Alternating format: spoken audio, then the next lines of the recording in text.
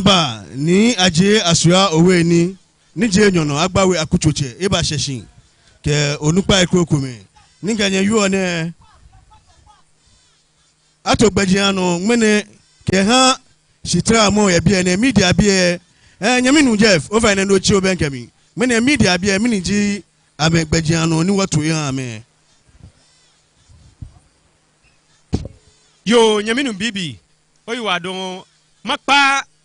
media bia fe fire ke barricade ni watu ye ni asuma wehia hie nsumo ni mokoba teke barricade media bia fe ahi barricade se ni jalami akashi ha cheme na mechu amekusuwe mokokra akateke na kan barricade ni kaje shishie mo fe mo ni otawani oke o microphone aha onupa chawo to ese wabachu na kani wasumo wabana mokokra ebote jalami na kanji gbajano ni kambie kaji mokotone kemlane no wababa ni wajemo ya jalami ni wo ha wakwaya mokohie kra wabajemo ya jalami na kanji gbajano ni wo hie bie yo nyaminu Jeff yuadon echenchon abaje kusuwe fe mo shishin waba kpafa ke gbajano ni ato ke hwehia wo fe woyeno koni wani nuchumo ayale diba yo nyaminu Jeff chi obenkami mintuo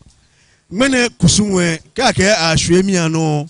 betene obrayin ko obraye ke bonu ogbala ni bia me amenu ni bia nshi na me na boni kusumie yale ha ka ke ahwemi ano mini dino ni achon yo shikome ko ayi wadon yalla obo ade kusumi gbejano to na kaji wabote afiyeli miye eshobe ni cheme guo ho femu ni ho femu gune edamoshike ha gbejano to ni afio bona feni wo jema waji ni ba ni ambapia mambie ke ha afiyeli ameba tu amekusun ye dio femomi gbi nyongban enyoke enumu son jibeni atu afoshi ni aketun ne ke kusun ne ni ho femo kokra be manemi no pe ni obanye ofeji obala panlala ngmene wonmo gbani atwa panlala ye machine shino huwe esa ni oba fele ho sani okudomi boni ebasa hie gbi nyongban enyo ke enumo se ba hia kesha agbeneni aye afile keshe heni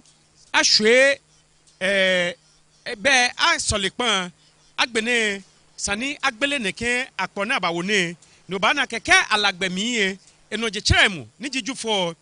aba bie ni ji kweblo hu nemi ni abajo alomi jomo ne cheme ba kan kita ni kita kamo nemi ibala keshi be kejana kan be ami ni cheme bote be mumomiye mo femu no he yakusumi onye ochonse oklema hewo ango jio ango no feno ni ba be ohe ba himi ke ashi abagbena keke agbinyuman enyoke enu mo se sani akpona bawo lo kpona ba fiye sani afene eja ke agbene jema waje ba tun amekusun krede ni ehia ni jino ni wo fenyi so chile pasolemo ye kpacho enhie ewo ye jeme ababa bie koni kpona abafin bie tuntun ye lumo hihie abani abafene no jino ni wo bagmene wo ba fene ni gbini atuneke kusune onake ake madan sotwe enyo ba bie ne ekome enwo ne ekome ye rudu ni anu ye bie edemoshike ha kaji afile angojio enwo wo fe wo hemi mene gbine akuse aba ni kpona ba fie won fene na kanu ake madan baba ake ngomo ya ngojo moko ene ya ngoe hale moko ene ngoe hale mene aba fene na kanpo cheme fe mba bie ne ni wulo me ni yo la ne titiri jime ni ba tu ne ke kusun ne ameno ameje shishi na ba fi ne ke akpone ameno ameba fene ni ke nke wulo me be wala sulo efe ni wole ni ye wote ane kaji wo ye bote manche egbela sulo ayi wo shikiteli egbela sulo ayi ake jobu wulomu ni agbene wo okumagan wulomu niji ni mankalo lehu egbeyi ke wulome la sulo ekoko me ni wole efe ni amefe amehie nyelo numo ye mobroni niji pauno la panwulo mo e ba nyen na ba twu ne ke kusune mene bia no ba no krede no ba ba twu ne yo nyaminu Jeff Radon ake ochi wo la sula atan amaya bia ni wo yo amnonto ne numo ya mobroni the 7th la panwulo mo e bia numo ofesuma the 7th akutia wulomo e bia numo abentia tete the 2nd kolo wulomo e bia numo sowa obende shikache osabu wulomo e bia numo ajeko ofe osabu wulomo e bia numo anan lomote blamo na wulomo e bia numo chawe otrome numbo cha wulomo e bia ke numo ajeko miete sakumo wulomo amefe amena eba kwehie bia ni wo yo ne wala akwa shonche ni Yamodin the 2nd eba sheshin wala akwa shonche ni Yamodin the 2nd eba sheshin nakano wa Homowo planning committee chairman Honorable George Komiete eba sheshin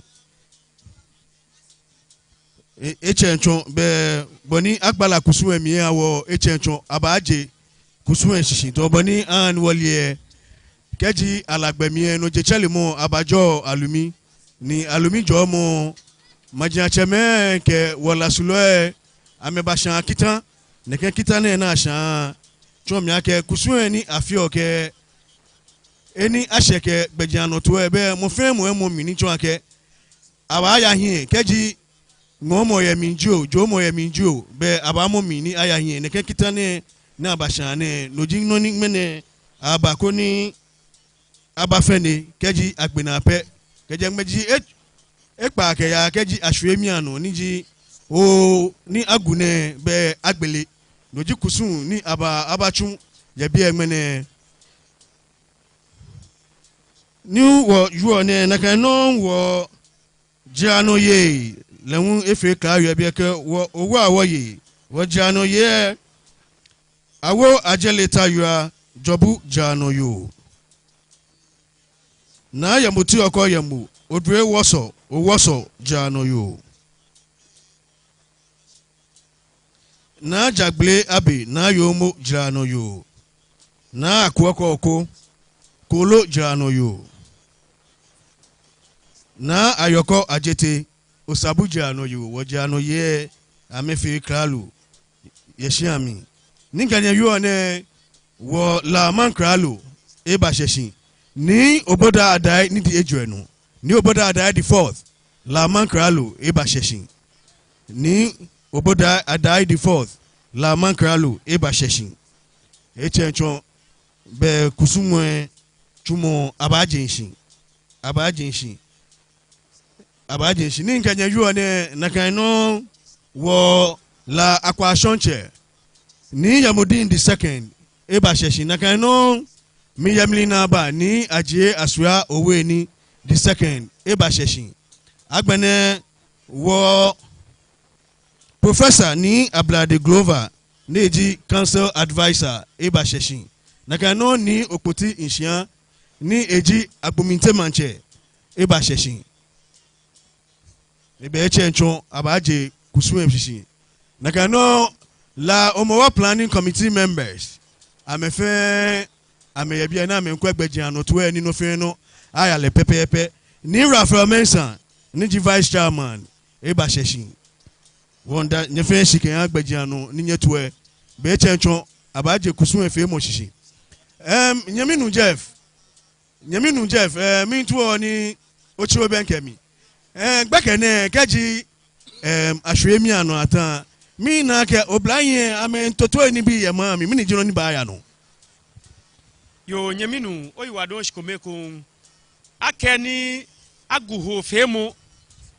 gbinyumai enyoke enumoson ni wo oblahin ne ke woje lalai ne ekome jino ni nwo amena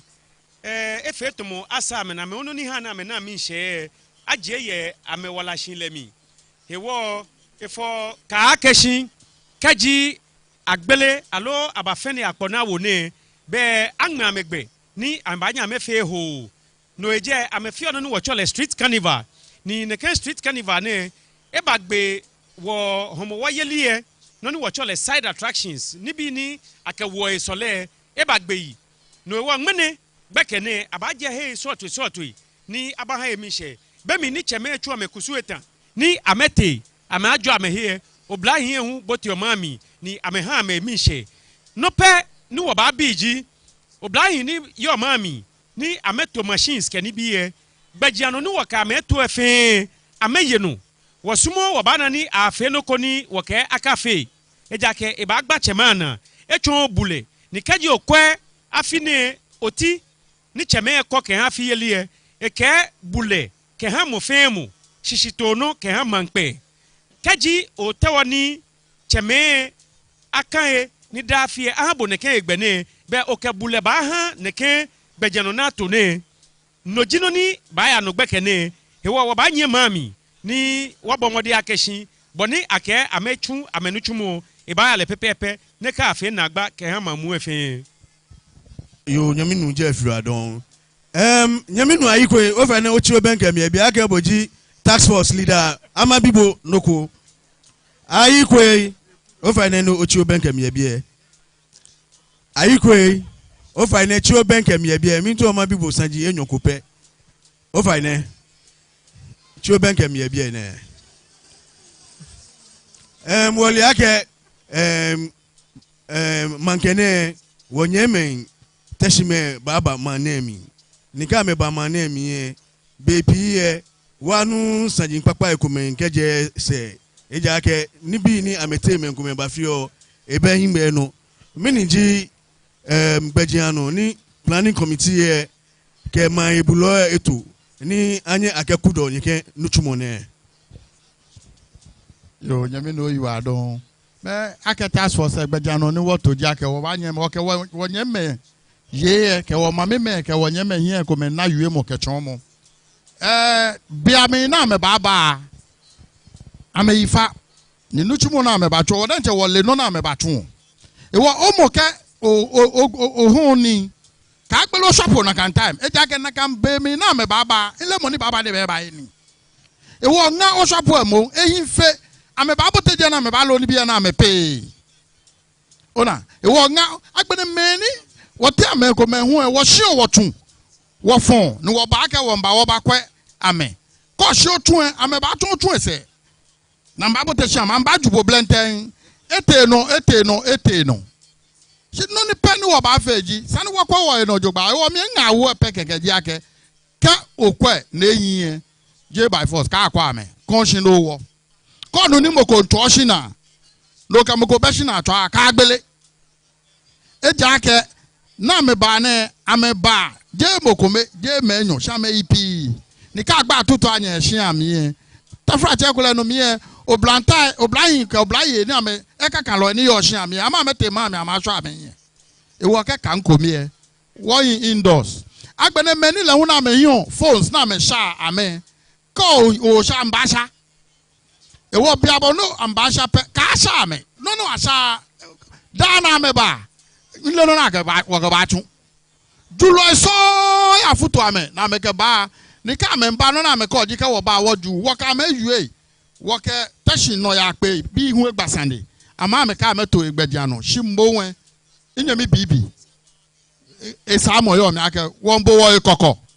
wo nyeme ye ko me hu ya lo hyen na me hu ha ame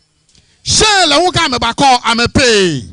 na me ju o ke ya ni nya kai ni nya hyen ni na kan hwehyi na baka ana ko me na ga hwehyi ama ba mba ju baka na ka ye ko e ko ka tashi me be ba ju pa e momo ko na me pa ju me san nga wo peni yo ke ha nyeme ne yo nyaminu ni ayikwe me san ju adon tax force bi ahie nye lo e chon wa gbajianu ni ametu ke nga ni ewo mambi fe ke ha wo nyeme ke ja me ba gbemengboyin ni futu ame ni ambafio ni bi nesa koni anye achuweni ni wayu ne wala shikitel eba sheshin ni ajeko fe the fourth la shikitel eba sheshin ni ajeko fe the fourth la shikitel eba sheshin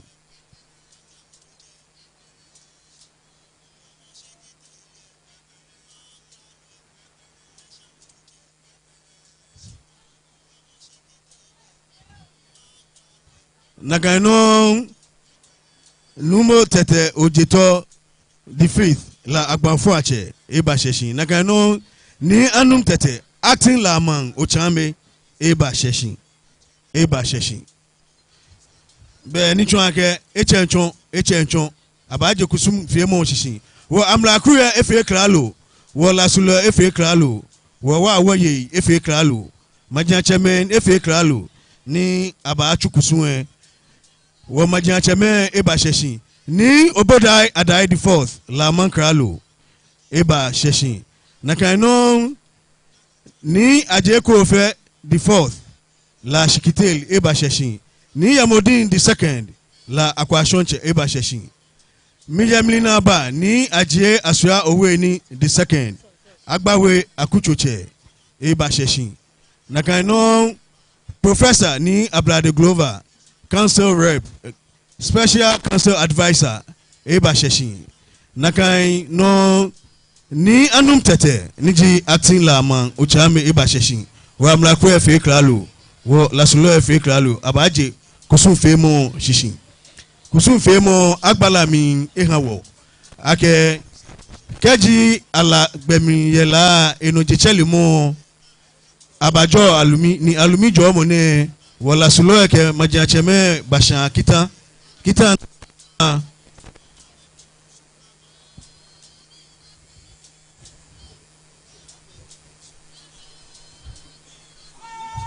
abaje kusum femo shishin wo lasulo ni kakadamba anyi amehie koni eba joshi ni aje kusum femo shishin. 1 2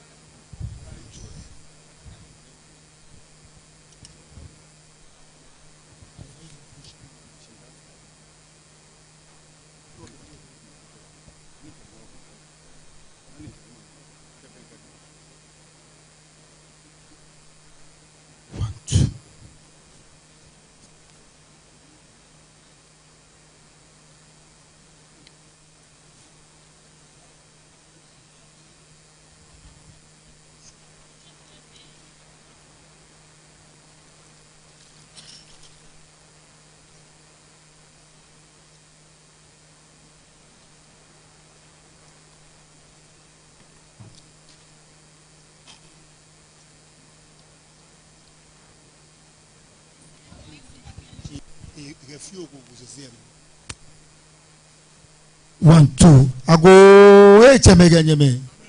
mboagwa la paulon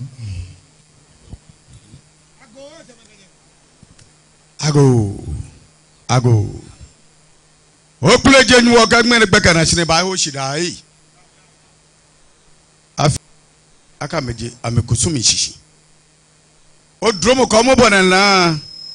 okewo ebana agbi no ni boni basusu na efimo fe mene odromo na wo mba oba feni na ka no mo fe mo ndo yo ijira momi na agbai hawmo hila won feni fa wo shongaja mi ni inshoke la aya wo mi lo proje nyuma ke hani wosa agbo wona ba pechi ne kenon boni eko emama papa ebu inti fe eyase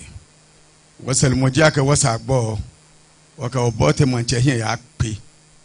won bie ne ye cheke bi ke mo konkon le ba mi amen.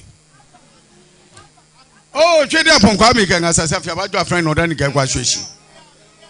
mene so ani maso ana maso so abi fenyi ba ye konye no ye ke jo mo juna ba jo boda wile okonche fu bo di ade amena na yinubo abi ode uba yego ni adu pasa akutwentwenti oni adu na ofra adu ya uba yego na di agroma nye ngreshi yo obi hia o wara baba ba yego yi osabu ola te gbegbe te nga inu ba ye ko na ko la butu fi wo ko se mo ni aba ba ye ko ko enu ngo cha ga nga cha do tro melelo si ogbongbo obe cha we do che cha we ba ye ko ni se ba ye ko ni o ga ba ye ko ni jobu oko no yi mo ke nga na se le ba ye ko ni yoko ba ye ko ni ba mo ba ye ko ni abesa afrimi ba ye ko ni wi abo ba ye ko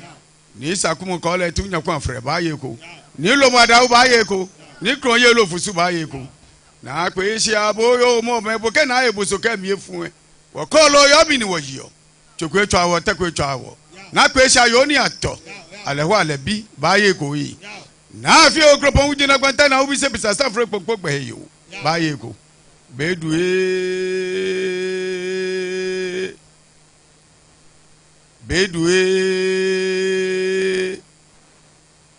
opon bedu skasra ba ye ko nbre ko kan wo na ha wo lo kama ke jalangwa ka gbo buto pra ke ton dan shulawo bibi ka wuji ka meni gbe wole fe nyi ba ye ko nyeni tan kanibu afu enya meni shi nani wo bi o we pe di ake ameka afi abafita wo afilehi amengo wo no tomo ikawo na agba ife akewo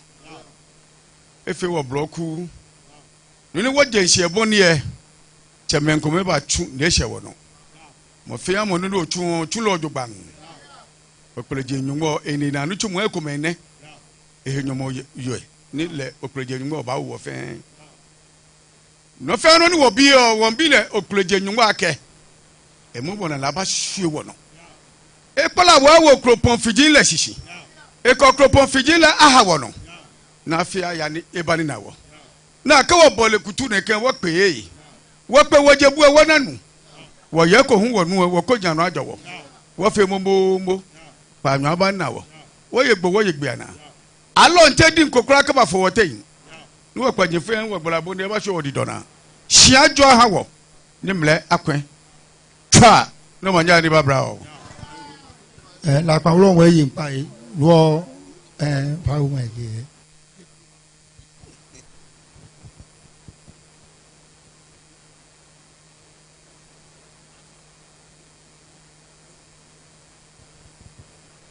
yo numo ya mobro ni the 7th la pa wulo mo e ba joshin e han wo ko ni ajenu chumo nshin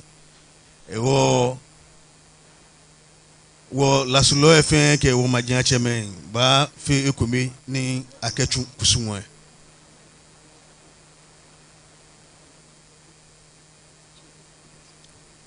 won pa media bia fai boni woto gbejin anu e hanye nyehia barricade ese ko ni nyekwa nyeka ba jala amini efe na agba ehawo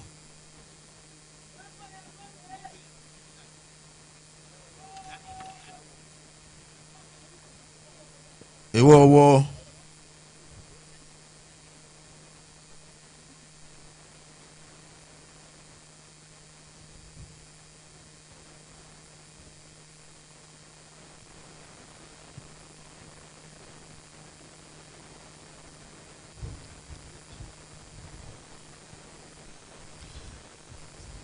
noni afinye abakoni abafende nokusun wo wulo men ke wo majin cheme ba ni amebachune